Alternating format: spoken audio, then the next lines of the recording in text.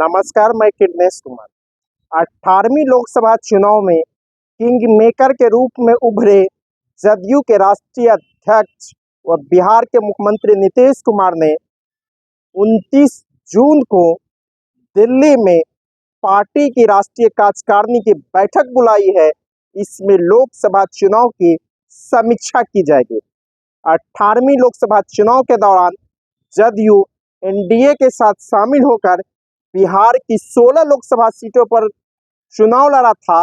इसमें से 12 सीटों पर कामयाबी मिली है और नीतीश कुमार एक बार फिर किंग मेकर के रूप में उभरे हैं। और इसकी जो समीक्षा बैठक की जा रही है, 29 जून को राष्ट्रीय कार्यकारिणी बुलाई गई है समीक्षा बैठक को लेकर। इस बैठक के काफी मायने निकाले जा रहे हैं। कहा जा रहा है कि इस बैठक में अगले साल होने वाले बिहार विधानसभा चुनाव की तैयारी की रणनीति बनाई जाएगी।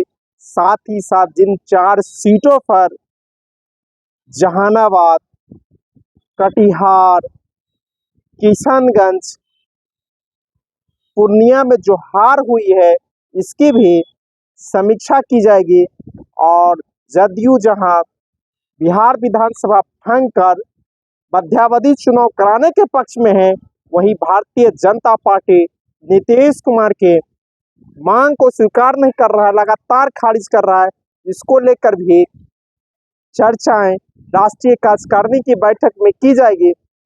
हालांकि ठीक 6 महीना पहले 29 दिसंबर 2023 को दिल्ली में जदयू के राष्ट्रीय कार्यकारिणी और राष्ट्रीय परिषद की बैठक हुई थी। वह बैठक जदयू के राष्ट्रीय अध्यक्ष के पद से तत्कालीन अध्यक्ष राजीव रंजन सिंह उर्फ ललन सिंह को हटाने के लिए बुलाई गई थी।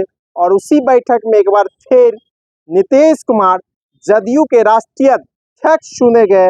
उसके बाद बिहार में सत्ता में परिवर्तन हुआ। नीतीश कुमार भारतीय जनता पार्टी के साथ चले गए, एनडीए से हट गए और भाजपा के साथ मिलकर चुनाव लड़ा।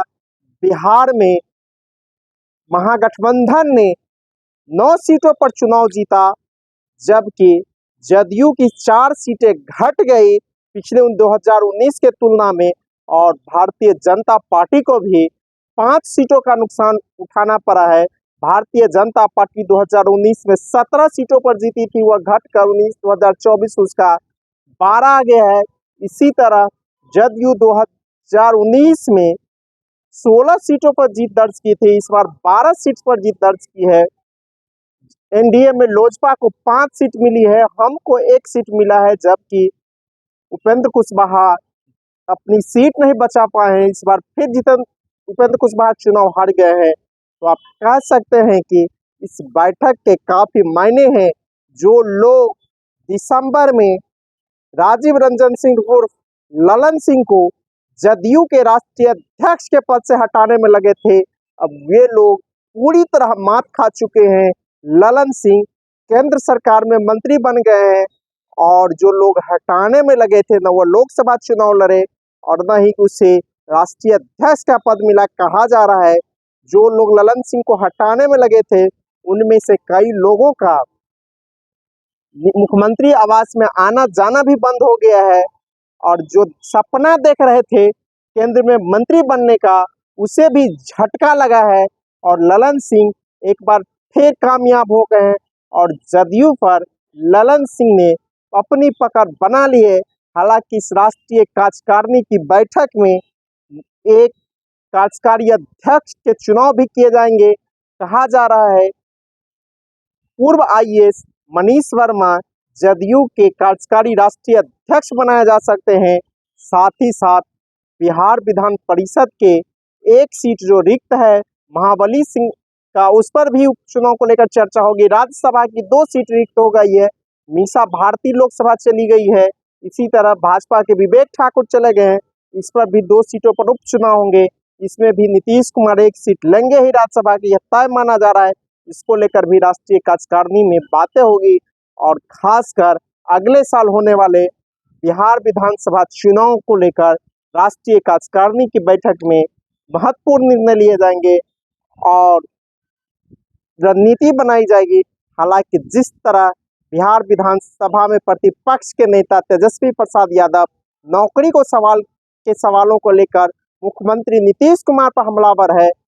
इससे भी मुख्यमंत्री नीतीश कुमार कहीं न कहीं आहत दिख रहे हैं और लगातार बैठ कर रहे हैं और नौकरी देने की अधियाचना भेजने की और नियुक्ति की प्रक्रिया पर रोज बयान जारी कर रहे हैं। तो आप कह सकते हैं कि अगले साल होने वाले बिहार विधानसभा चुनाव की तैयारी अभी से शुरू हो गई है और नीतीश कुमार पूरी तरह सतर्क बताए जा रहे हैं।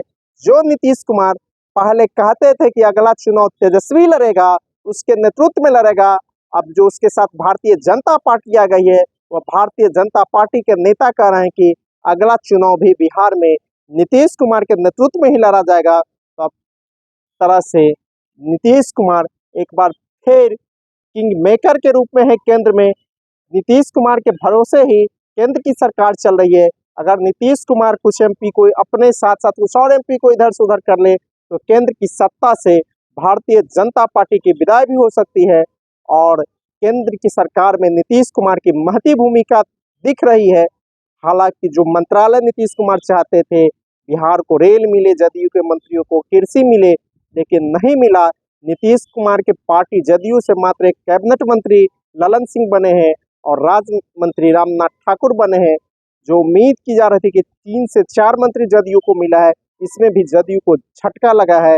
इन सब बातों पर राष्ट्रीय परिषद की बैठक में चर्चा होगी। धन्यवाद। मैं कृष्णेश कुमार।